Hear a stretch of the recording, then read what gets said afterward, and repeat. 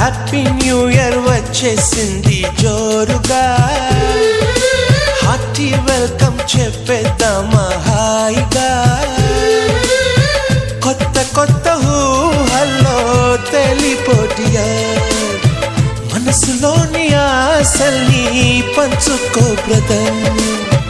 గుండెలోని భావాలు గుప్పుమన్న ఈ వేళ, కదిలల్లే కాలపు కన్నెకి టాటా చెప్పుదామా.